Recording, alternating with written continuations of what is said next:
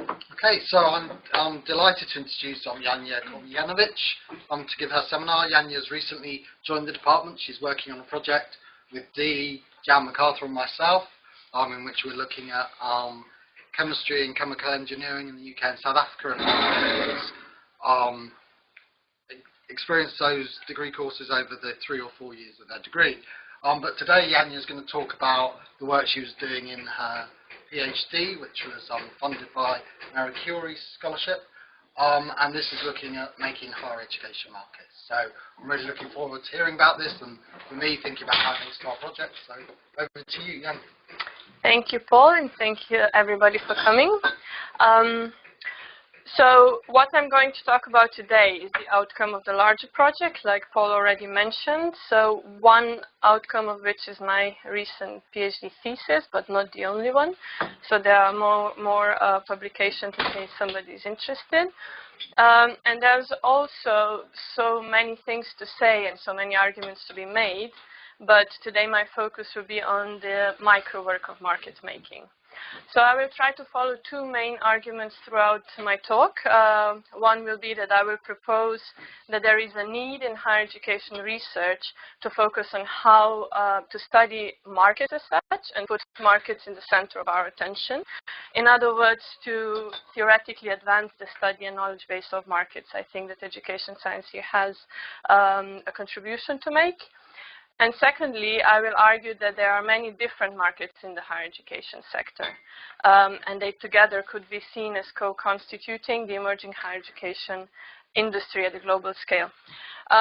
So before I begin, I will just pass on this recent publication, which is the World Yearbook on Education. Me and Susan Robinson have a chapter in here, which is one of the rare text that actually looks at markets in higher education in a more wider sense, in a more sectorial sense, if you will.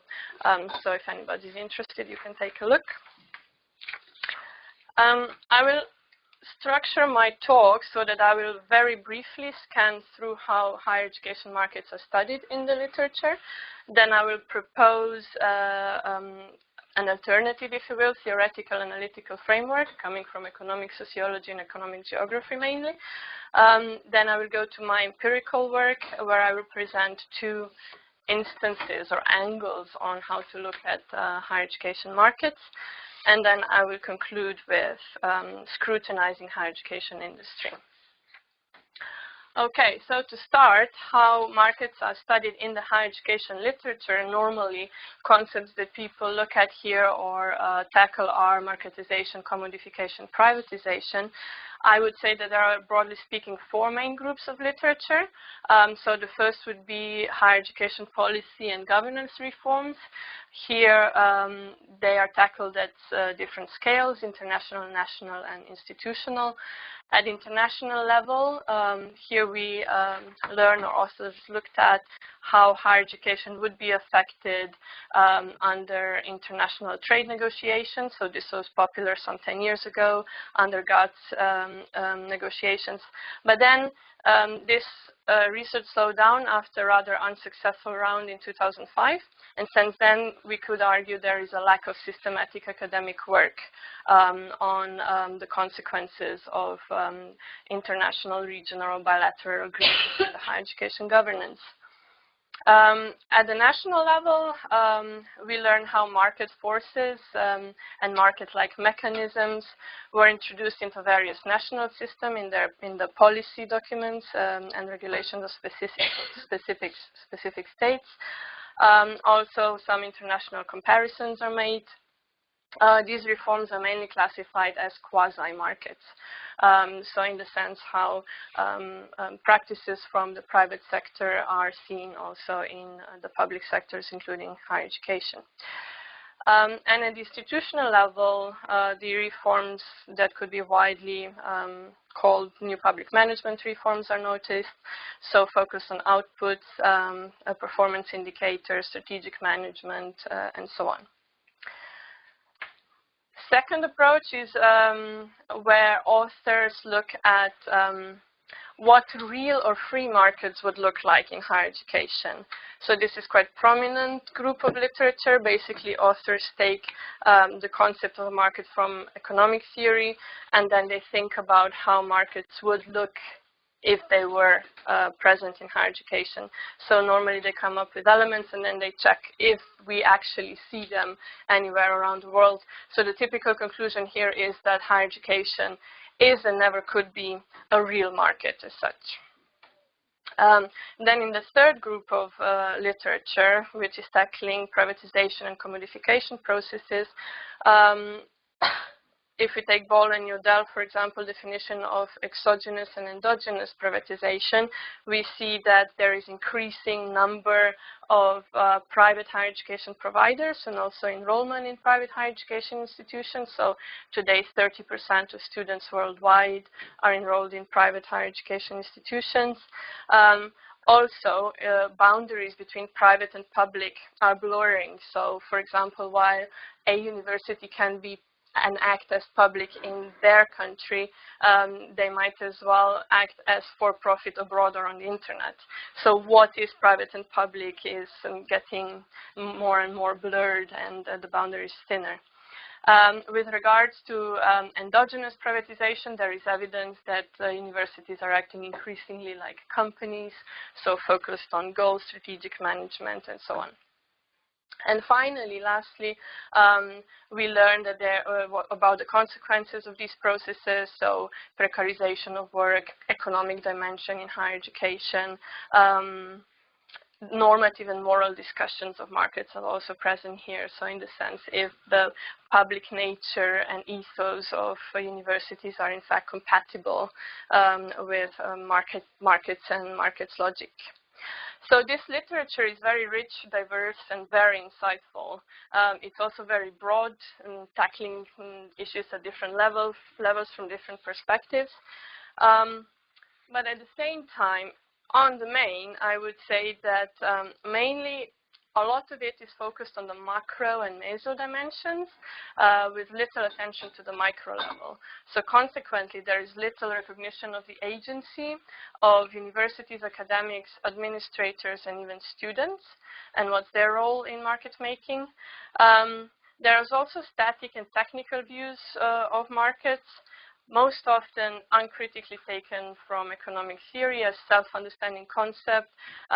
So what in fact happens is that these sort of understandings are reproduced instead of actually critically examined. There is also reluctance to take these processes as real market making, so it must be something quasi. And while on the one hand, there is a recognition of rescaling the governance of higher education horizontally and vertically, meaning that there are new and diverse actors who are now part of governance of higher education, as well as the state has shifted its competence upwards internationally to international bodies and downwards to institutions, so increased institutional autonomy. There is no such conceptualization of markets. So university is still taken often as a rather isolated institution, as you will, and higher education not as this wider concept, including all these diverse markets. So my proposition is therefore that it is important to start by focusing on markets as such. So seriously take markets as our starting point, and not some self-evident concept which we think we know what it's about. So my approach to this is to engage with the literature from economic sociology, economic geography. So here I take Jamie Peck's argument very seriously. He says that we should not engage with market conceptualization from economics because this theory is never representative of the empirical. So we end up in not very productive discussions. So in my approach, markets are understood as social relations. They still have distinctive elements, so that we know that we are in fact talking about market relations. So these would be that we have buyers, sellers, organized exchange of property rights, but then they are social. They are affected by culture, context, norms, sectors, and so on. They also need rules, devices, institutions, and they include competition. What I meant when I said that they are social, it means that they are affected by culture, context, norms, and they take different forms. So they can have different dynamics. There's no one form of markets, if you will. They're always embedded in society, which means that they're not something above the society, but they are embedded, entangled in social relations, if you will.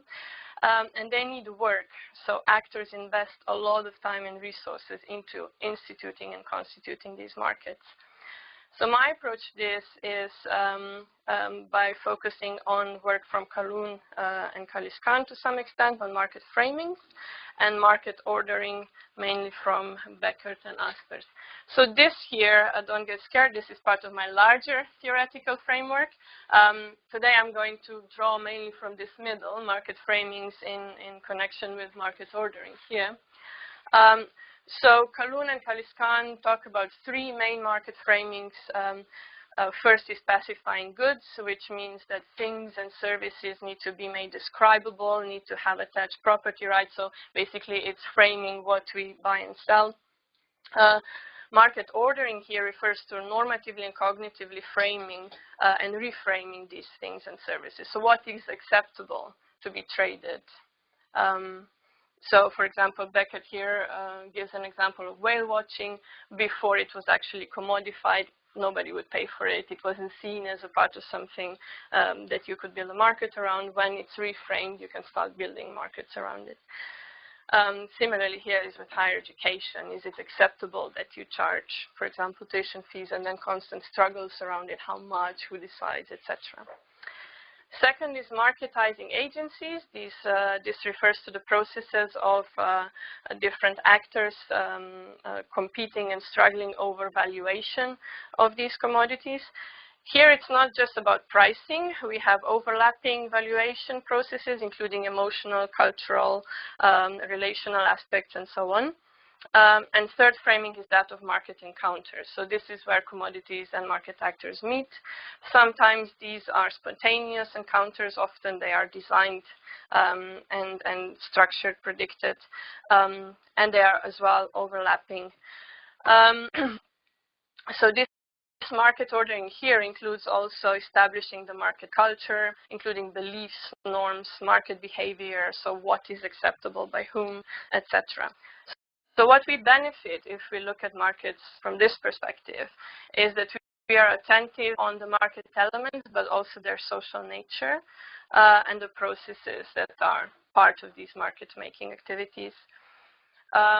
We take into account different forms of markets and how they act out, struggles, difficulties, messiness of these processes.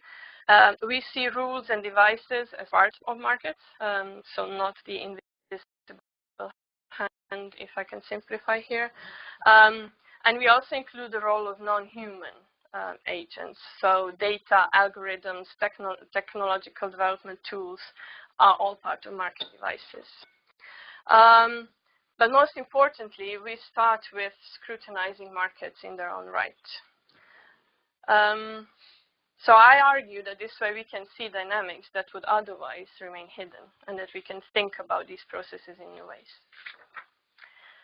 So now I will go to my empirical work. As I mentioned, it's rather rich, so here I'm including only part of it. So I will be presenting here today in more detail just two examples or cases or instances of market making, which could be seen as angles into this dynamic. Otherwise, I have more. My work is not exhaustive, so I'm not saying that this is all there is about market making. By far so. I'm just saying that this is the dynamic that is emerging and that I noticed. So methods for data collection were semi-structured interviews, document analysis and observation, with the two cases that I will focus on here. One is ICEF, it's a private company from Germany. There were 4 interviews done, 2 observations of 2 events, 12 conversations with participants there, and the other will be LinkedIn Corporation. I draw from publicly available LinkedIn documents, but then also the research I've done with 2 UK universities. There were 26 interviews with administrators of universities. So these would be managers of particular units who are leading different, let's say, alumni offices, career offices, marketing, and so on. Most importantly, I'm taking higher education as a sector, so not as the university. Before I go into these 2 cases, I would still like to focus more specifically, or I will start with this useful heuristic that I've developed over the years.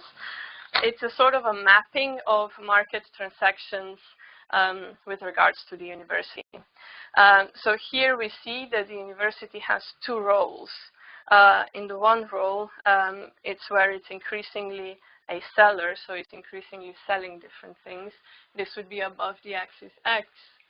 But then also, and I think that it's very rarely that authors talk about this or analyze this, is that the university is also increasingly a buyer.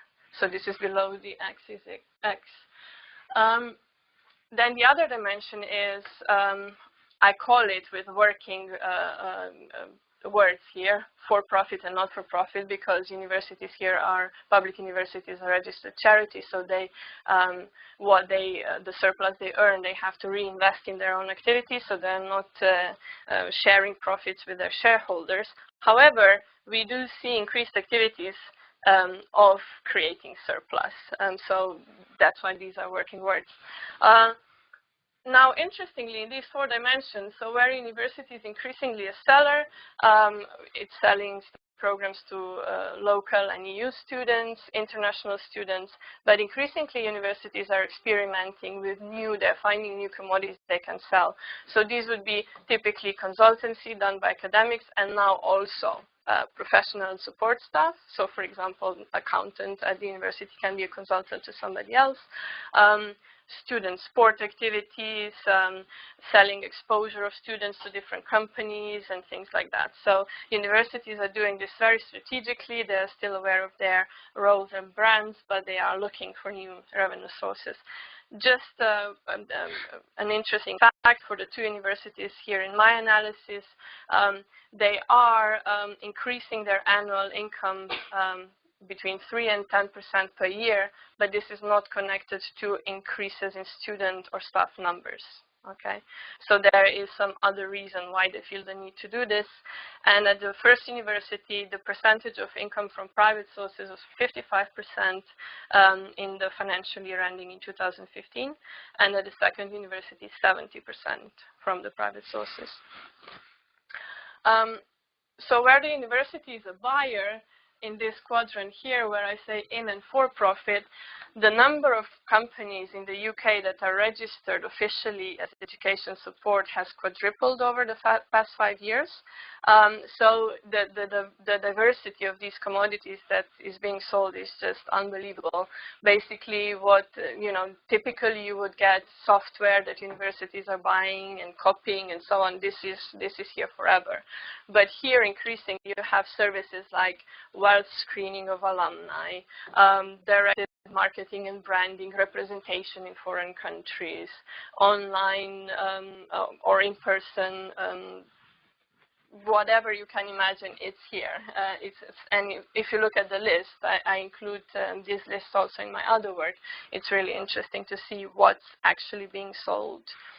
And then here in the not-for-profit, interestingly, you could argue that this is not part of markets, okay? Because this would be, for example, social media. Universities are not directly paying for using it, but they are using this service, and then this becomes part of the markets of these other companies. So I will return to this when I will talk about LinkedIn, because then this gets commodified and it's sold back to the universities or other actors. So it is part of market dynamic as I conceptualize it.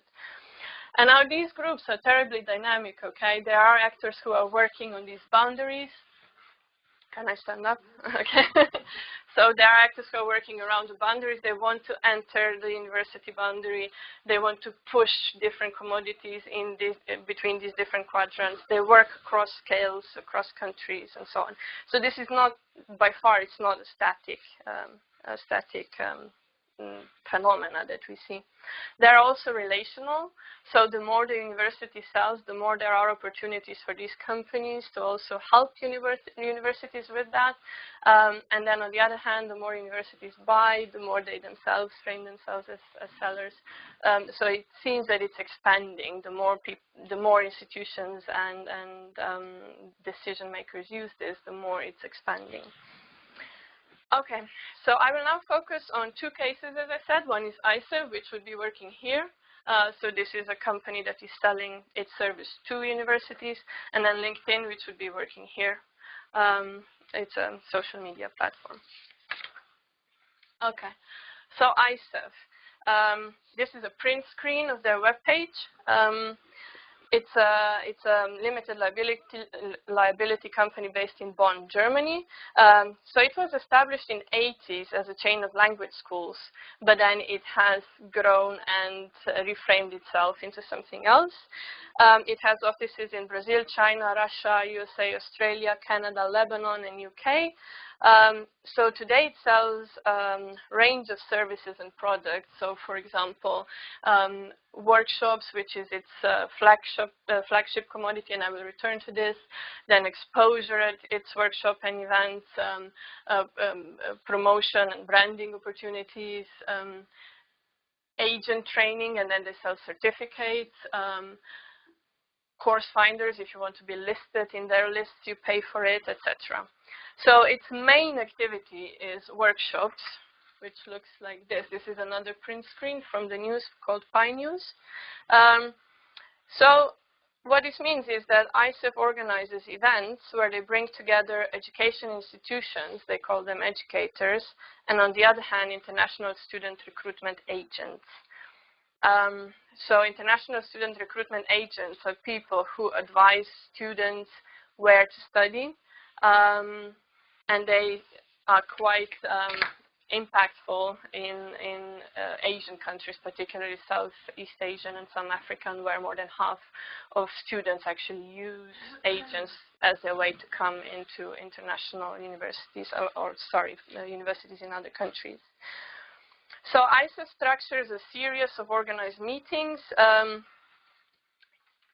It looks as speed dating, so it's a 2.5-day event. They start with a seminar, a reception, and then the next 2 days they have a series of 30-minute meetings.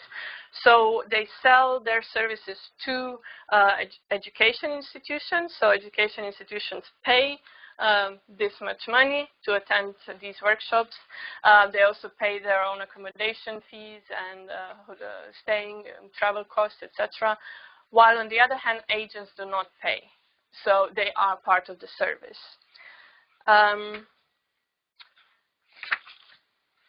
So as I mentioned, these workshops are very standardized. So it's very clear what you get when you come there. Now there are maybe it's more interesting, this one. This is the rising number and diversity of these workshops that ICEF organized in time.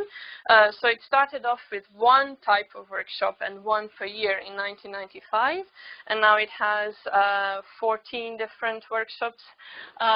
So depending basically on the focus of who is coming. In essence, it would be either education institutions who are traveling to student source countries, or it would be agents from these student source countries traveling to countries where education institutions are based. So they are normally not specific to particular education level. So they include all sorts of different education institutions. The only specific workshop is for higher education. This is because the company noticed a need and increased interest from potential students. So agents were asking for increased opportunities to place students into higher education specifically.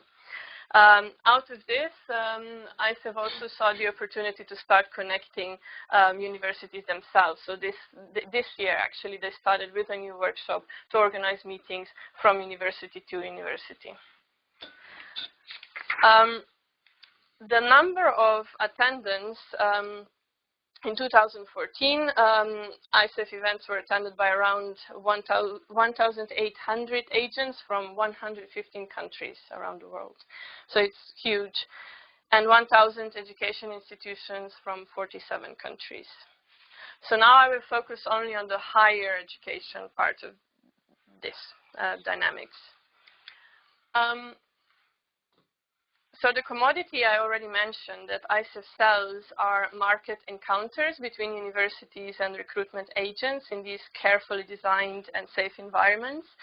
So here it's worth stressing maybe that actors design market encounters as part of their market framings, like I mentioned, but here ICEF is in fact organizing these encounters, and this has become a new market and commodity itself, so it's very innovative practice. But basically, we can see that ICEF is basing its own markets on two others, if you will. So first is higher education, framed as an export industry, and second would be a recruitment agents market. These are both still emerging. They're still subject to a lot of struggles and dynamic in there. So basically, the first market that ICEF is basing its activities is higher education as an export industry. So the leading countries here would be UK, New Zealand, Australia, US, Canada.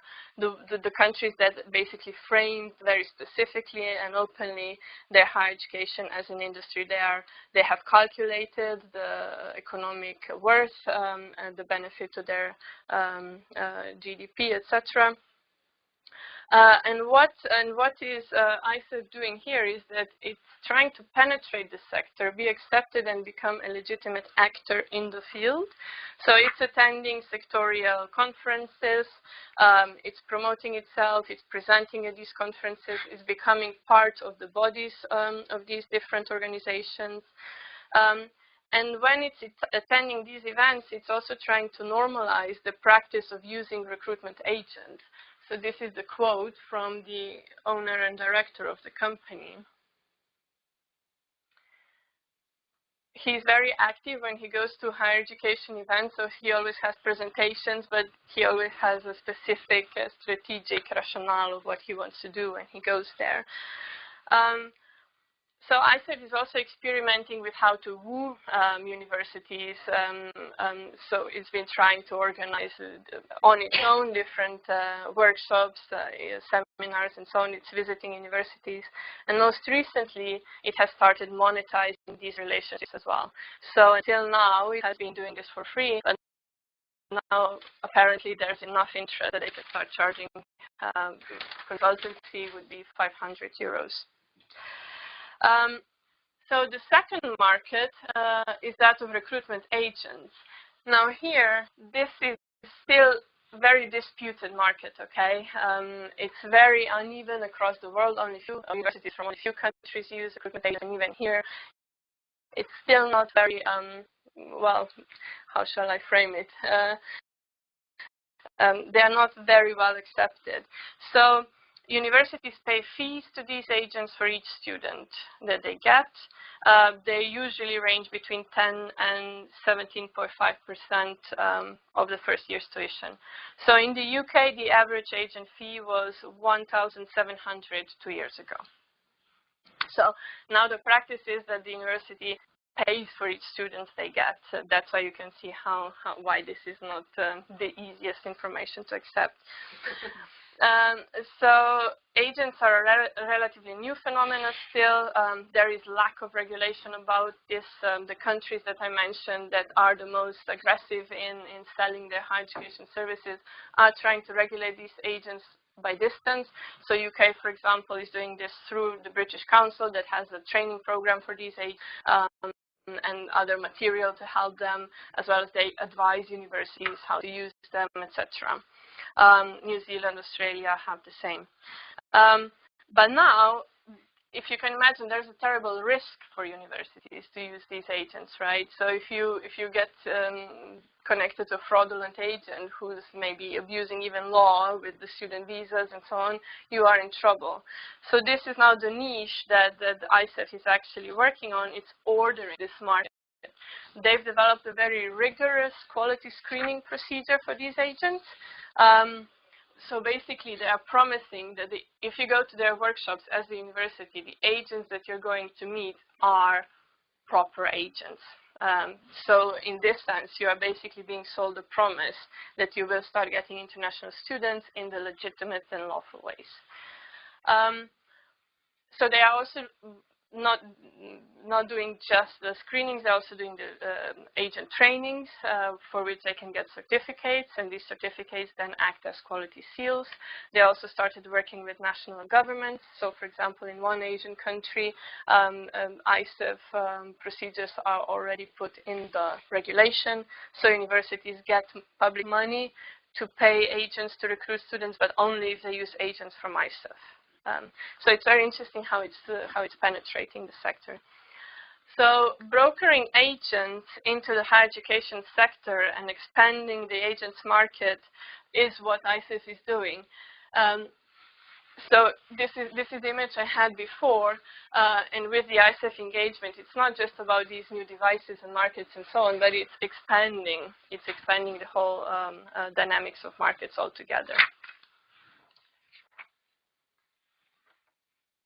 Okay, so now to my second case, which is the case of LinkedIn Corporation and social media. Again, these are some print screens. This is a user profile. First I put Paul Ashman, but then I decided not to put him on the spotlight. I've put Simon Marginson here. This is all public data anyway. And then institutional profile. This is Lancaster University from University Pages. Anyway, LinkedIn Corporation started in 2003 as an idea for a digital network focused on professional networking. And then it grew substantially. So in 2011, it became a publicly traded company. In 2015, it had over 400 million users from 200 countries and territories. It operates in 24 languages. It's present also in China, which is a problem for some of the other platforms. Its annual net revenue grew from 120 million in 2009 to 3 billion in 2015. By the end of 2014, it was worth 27 billion, which is more than Twitter. And in June 2016, Microsoft announced that it's buying LinkedIn for $26.2 billion, which is the third largest acquisition in the history of the technology industry. So this is just to give you the sense of the scale that we're working on here. It offers a variety of free and payable services. It's also acquired 17 companies, which also helped it to develop its products and so on. So basically, is anybody not familiar with LinkedIn, how it works? Okay, so I'll jump to the monetized solution. It's grouping its incoming activities into talent solutions, marketing solutions, and subscriptions. So subscriptions would be fees you pay if you want to access in more detail the other people on there. Marketing would be if you want to actually put ads so that people see it. And talent solutions is increasing new forms and services and ways where you can actually browse the database of LinkedIn. So this is, not surprisingly, the biggest, fastest increasing revenue. So LinkedIn's platform is many things at the same time. It's a service commodity for the users who actually pay subscription fees. It's a marketplace for labor market because you can find your new employees if you want. It's an opportunity for any actor to actually expand, institute, embed their own markets. So if you want to put your advertisement there or whatever. It's the extraction of data that is repackaged into commodities and then sold. It's also a means of governing the sector because it also has rankings of universities and employers and so on. but its core business is still the global labor marketplace, and all of the others are feeding to and from it. So because universities are very important providers of qualifications, they are logically included into this platform, naturally. And LinkedIn also becomes key part of career development of its users. So students are LinkedIn's fastest growing demographic. LinkedIn specifically targets higher education, so it develops new services specifically for higher education. So before enrolling, students are encouraged to look to search the university platform to decide which universities they want to study at. When they become students, they are encouraged to create profiles with the promise that they will find a job in an easier way. They are encouraged to look for mentors, to network link, and so on. Universities are encouraged to motivate students to do so. Because there is a promise that students will find jobs easier, and this is now a new task of universities. Universities are also motivated to communicate with alumni through LinkedIn. But then, interestingly, when the more people actually use this service, the more big data they generate. And so LinkedIn then also, on the other hand, collects more data, which then produces, again, more use value for people. So it's like a perpetual motion that keeps going on. Now, the services that LinkedIn develops is also part of learning from the sector itself. This is a quote from one of the universities in my analysis. It's from a person from the alumni office. So as you can see here, LinkedIn is sending its staff to visit universities and other actors in the sector to ask what they find useful and what not, what kind of problems they face, what else they would like to see LinkedIn to develop, and then they turn this knowledge into products. Now, it's not known to what extent universities are using LinkedIn, besides that we know that there are 25,000 university pages. Universities, by the way, did not choose to have these pages. LinkedIn set it up. And then now, because it's big enough, it's in your interest to actually administer it and put data in it and use it. Okay, so it's a very interesting practice. There was some small research done in the sense of, in the higher education, in the sense of how academics are using it for pedagogic practices or not, but nothing else. So how it contributes to regoverning of the sector or marketizing and so on. So the two universities that I analyzed take the opportunities of university pages, university search, university rankings. They are present there. So they appear in all these platforms. They both also use LinkedIn as more or less only way to communicate with their alumni. They are also very reliant on the data about their own alumni, so they export data directly. They don't collect it otherwise. So it's a very interesting case here. If LinkedIn would go away tomorrow, sure, universities would survive, but not in the same way. They would have to develop new streams of communication and data and so on. Also, individuals are using them, so staff of universities are using them individually for networking, looking for advice people, and so on. Now, LinkedIn's platform is in itself enabling expansion and further construction of higher education markets. What I mean with this is that since universities are entering this new virtual realm, they are promoting themselves there, they are branding themselves there, so higher education market is pulled into this new reality. Also, what is particular about this is that it enables students and alumni to be directly part of market framings, much more than with other tools. So basically, you can comment, the information is there forever. Whatever you say can cause trouble for somebody else, and so on. This platform requires attention, constant attention, and management. So it's bringing new temporalities and specialities, also new risks. new forms of competition and scale and scope. What I mean with scope is that this is a new form of valuation of universities, a particular kind focusing on careers and employability, and particular kind of career. So LinkedIn is here developing its own algorithm, which is then taken as a form of evaluation of universities. Scale, that is global and virtual. So LinkedIn is sort of implanting new standards for quality, which can be seen as alternative to established rankings or national accreditations, evaluations, and so on. But what is here seen as the standard of quality is then produced by LinkedIn algorithm.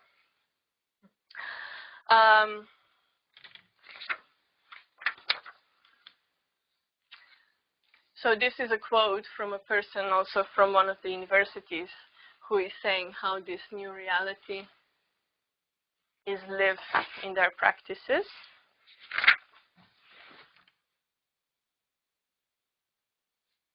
This is also changing relationships between academics and professional staff.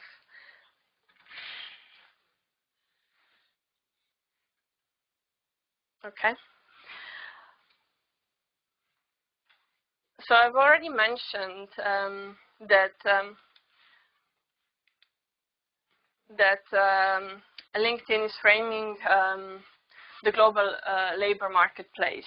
But what we see increasingly is also that it's framing the global marketplace for skills. So how am I doing on time? Okay. Yeah. I will be quicker in this sense.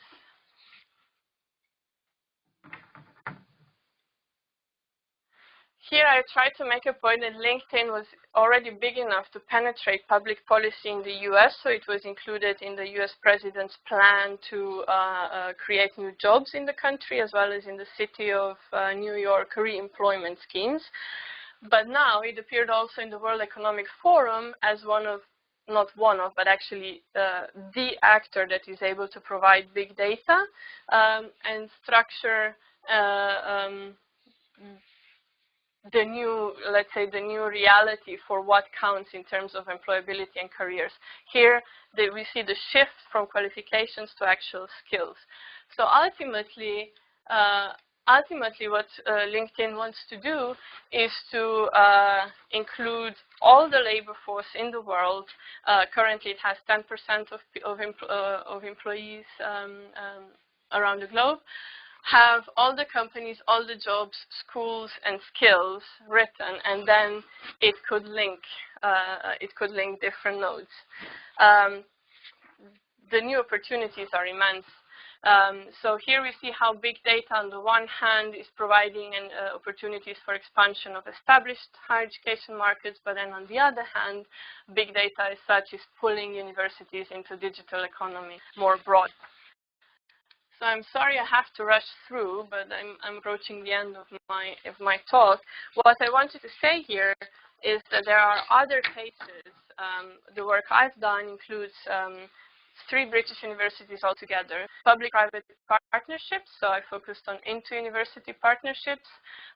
This is a company that basically locks in higher education institutions into the capitalist markets for courses of foundation courses, basically.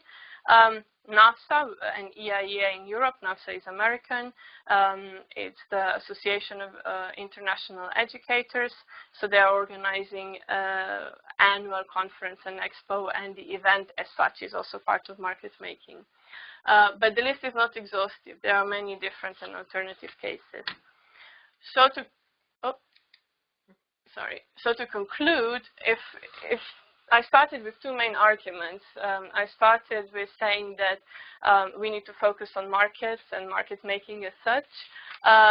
And I hope I was able to show what kind of knowledge we can get if we do so. So I would argue that there is an epistemic gain to these kinds of approaches to studying markets. And the second argument was that there are many different markets present in the higher education sector.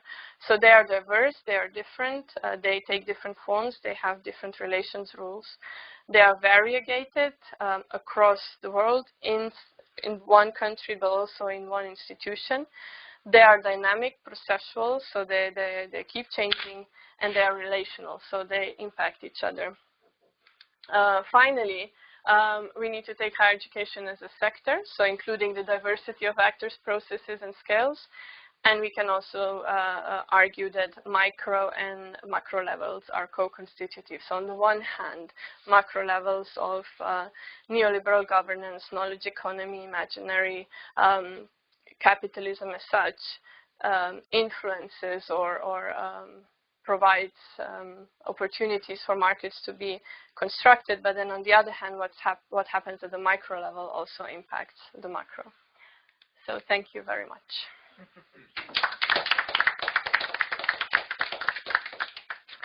Thank you, Janja, for such an interesting and thought-provoking presentation.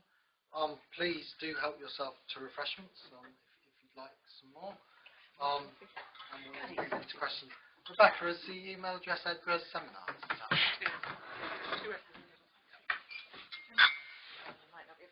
Okay, so we'll just give people a moment to grab a drink and then we'll... It's really hot. It's very stiff. Discussion.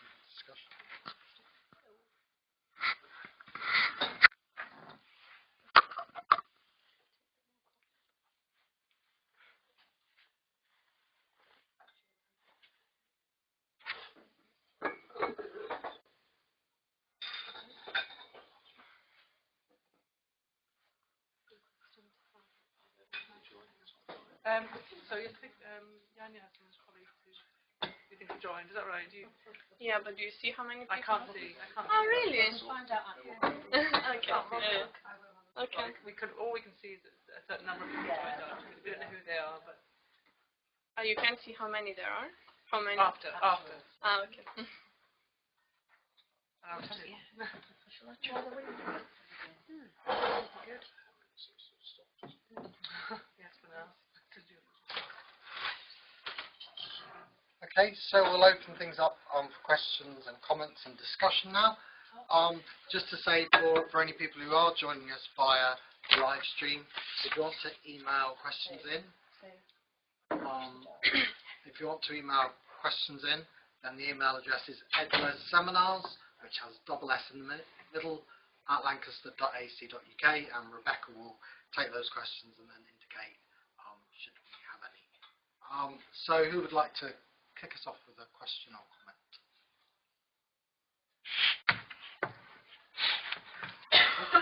I've got a stupid factual question and then a sensible question. Stupid factual question, probably missed it. In your quadrants, what does in, out refer to? Okay.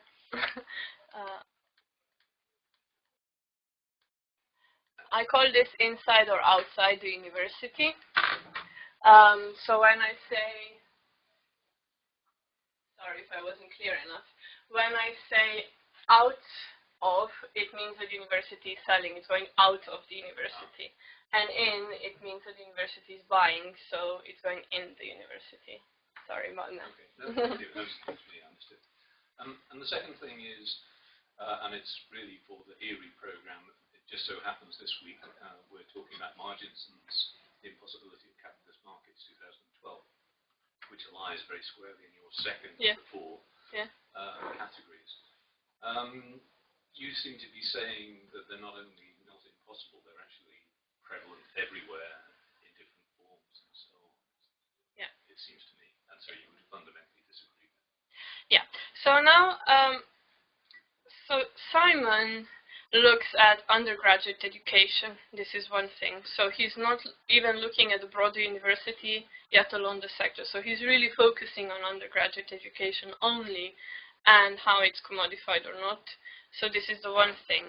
And the other thing is that in his arguments, when he talks about why higher education markets are never possible, really, he talks about political and normative problems and also the state of higher education as a public good.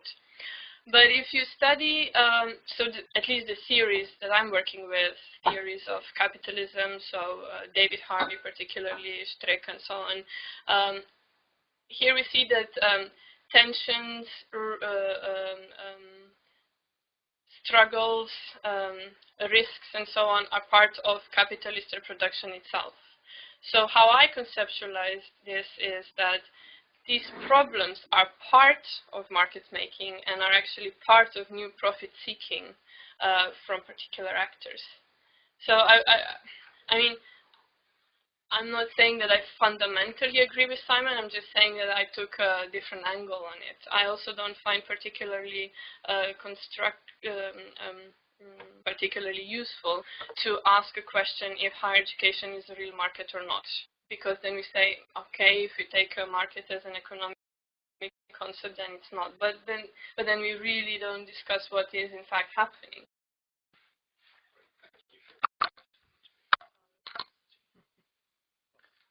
Very interesting. One concept that might be relevant, missing, or at least not in this presentation, is the idea of entrepreneurialism, which helps you to avoid the issue, is this a capitalist market?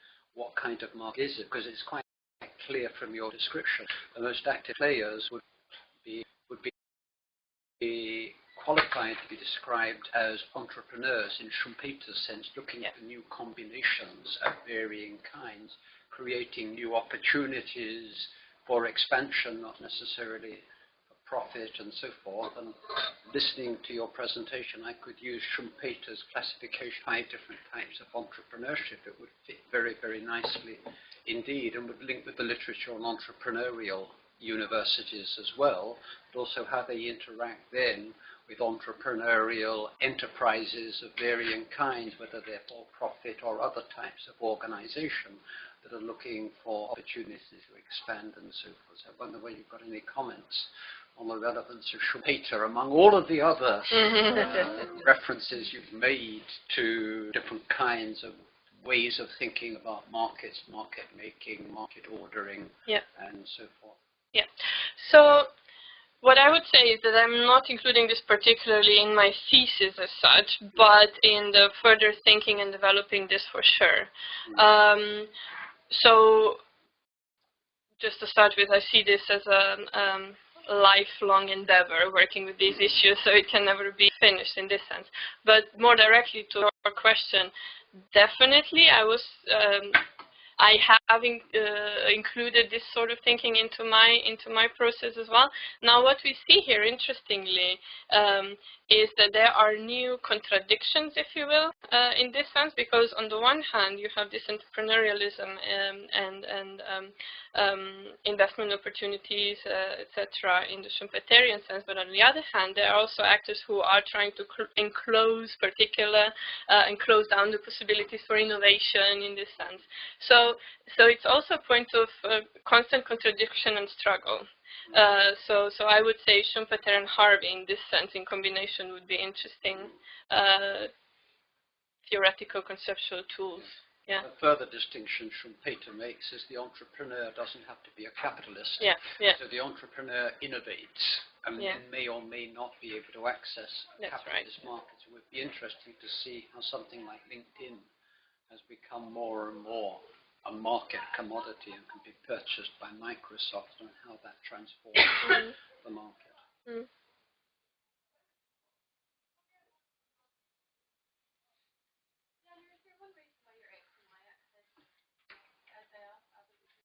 No.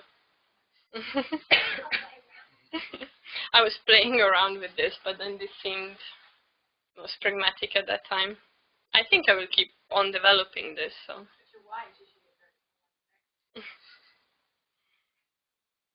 In your work, have you done any more about the relations of power that are underpinning some of what you're saying, and how that affects, if you like, the supposed independence of higher education institutions, or is that an imaginary now?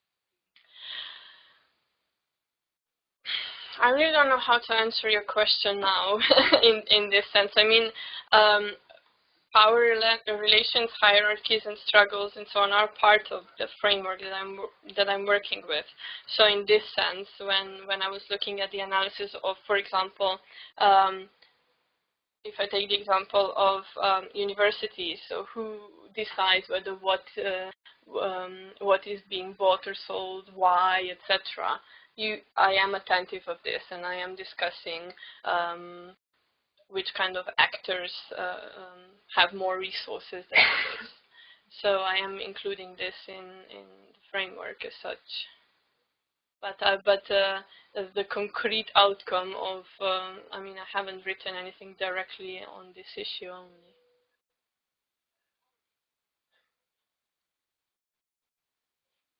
This is me, this isn't me, Melanie. So I was interested about, you talked about LinkedIn. Did I remember you saying that you interviewed universities who you made use of their services, but you didn't interview anybody actually from LinkedIn? That's right, yeah. Yeah, but you said you did interview people from the other companies. Yeah, that's right, yeah. Because I didn't expect LinkedIn to be one of my cases at all. Okay. So when I started doing my research, it came out from the data as a very influential actor that I didn't expect to have such an influence. So that's why I started looking into it. And for the purposes of the argument, there is a lot of publicly available data out there, actually. But you're right, it does ask for more research. So this is also one of my ideas how I would like to develop my research further. So I have a concrete idea what to do with LinkedIn in future. It just seems that there's quite a difference in that the first company, it's much, I mean, I can work out what they're doing, you know, it seems straightforward enough. With LinkedIn, one never knows, with all those types of companies, Facebook or whatever, all this is going on, there's so much under the surface, and you'll probably never know, however, whoever knows what is going on in terms of their algorithms and number crunching or whatever. So I don't know. Yeah. I mean, one of the things I was thinking, you know, in a way, that the way in which you focus on, I guess, different ways of marketizing in different markets, I think is really, really useful and gets us away from those sort of broad yes/no questions that you're critiquing. And one thing it made me think of was another interesting thing to look at would be policy markets, because I find the whole Westminster debate, as an example, the whole Westminster debate series thing, where basically they get people to speak for free, they have some spurious link to Westminster, to the Houses of Parliament that they use to promote, and then they charge public bodies 200 quid to attend a seminar, you know, and their outlays are nothing. And basically, through appearing to be a public body, which they're not, appearing to be, you know, they're profit-making, they basically create a market around policy in a very similar way to your first example. So, you know, I guess for me that how you know, different ways in which policy making is being marketized is another sort of analogous case. Yeah, I very much agree. Isn't it more like the marketization knowledge rather than universities per se? You as an academic who are talking at this, and you as an academic who are participating in LinkedIn, so free. Okay, so what's the connection between and research? So yes, what you said, Paul, I very much agree, and this would be one other angle to take a look at this. Also, what's interesting here is the work that Sam Seller, Anna Hoggard, and Bob Lingard are doing in Australia, for example, also fits into this, because they show how public data is, in fact, enclosed and then sold also through the so this is yet another, but when you start looking at what's happening, there's so many actors of commodification. And now what you said, Janja, is this is the point also that I try to make, in the sense of taking university not as an isolated institution, but take a wider look of it as a sector. So in the broadest sense, if you will, you could talk about the wider knowledge production and dissemination that we're operating here with these dimensions. However, I kept the concepts as I did because they still do affect the universities and institutions, its actors and social relations there, and they are changing them, influencing them. And my starting point was what's happening with the sector, which universities are part of. But a relevant point, yeah.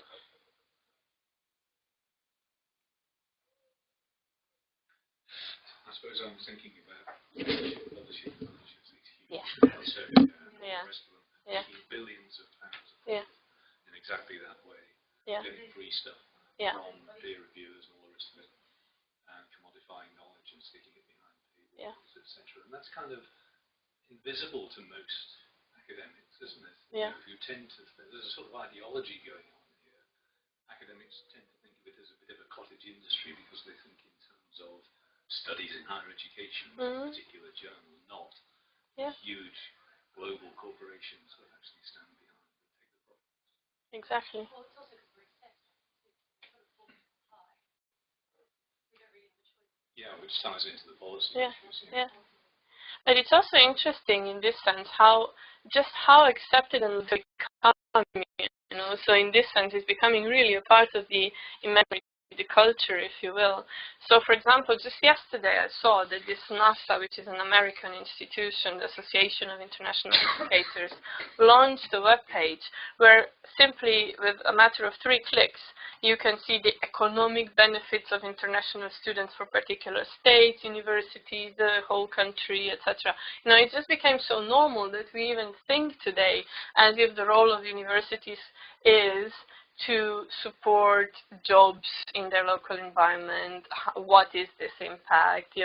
So it's like you say, if you don't think about it, if you are a physicist working in your lab, you feel some particular measures that your university does, but you don't think about this larger perspective that is happening.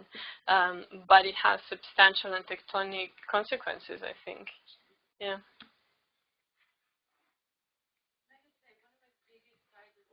Australia, sorry. One of my previous guys in Australia was working in student recruitment from Macquarie University.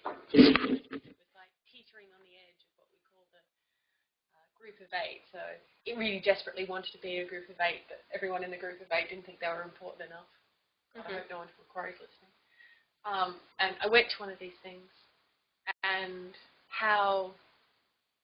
and this is from an academic lens, how dirty it felt to be selling the expertise of people who weren't really participating in that market. Like the academics aren't really participating in that market, and yet we're using them as a commodity, basically, to promote it. It was felt at times unethical. It's the marketization of public goods, basically, and knowledge and universities. So one of the 2 universities in my cases is also, conference business has been around universities a long time, but now this university got very strategic in the sense that it is working with its own academics when they go around to their own academic conferences, that they have to now bid and win hosting of their academic conferences at home. So it actually employed a person to work and convince their own academics to engage with attracting these conferences at home. I mean, on the one hand, you could say it's a new role for academics. It's a new way of thinking. It's a new economic perspective to what you do. Because before, when you went to conference, you presented your work, you networked, and you listened to what others have to say. Now you have to sell your university as well. So, changing, it's reframing, reevaluating everything in this sense. Yeah, and also more directly connected to what you said, universities are now taking academics with them when they go to different fairs, recruitment fairs around the world, and also they are engaging their international local alumni to go and promote their alma maters in local high schools and so on. So it's also changing the relationships with their alumni, with their potential current students. And their employees. Yeah, and their employees. I mean, we would go with, this is this person who's doing this research, isn't it great? And this person had absolutely no idea. It's interesting how much some of these examples you give us, basically, their practices are the practices of drug dealers. Here's a bit, it's free now, they got paid. And just that thing of leading people in to need something, creating a need, and then charging once they have the need. A very good friend of mine wrote that LSE impact board, exactly why academia is like drug gangs. Yeah, but this is one of the actually very prominent strategy of these companies, that they start for free and then they monetize established relationship, or they reframe it and make it bigger, different, and more expensive. So it's a strategy to further expand markets. Yeah. Yeah, and do you like this type of system? It sounds really awful the way we've been talking about it, but are there some advantages?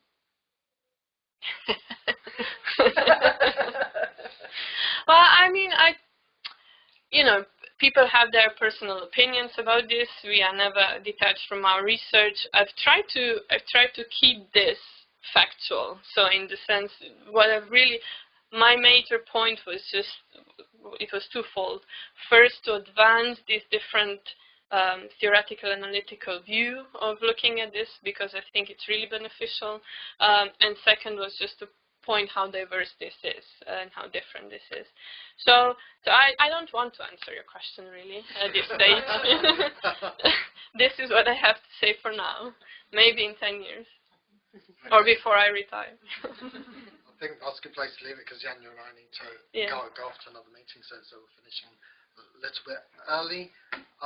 So just to say that, as I mentioned before, a copy of the PowerPoint presentation and a video of the recording will be available shortly on the website. The room's available till 2:30, although, as I said, I need to rush off, but you can stay and talk about how brilliant the seminar was if you'd like to. The next seminar will take place in this room again at the same time on Wednesday the 7th of December, but the presenters still to be confirmed.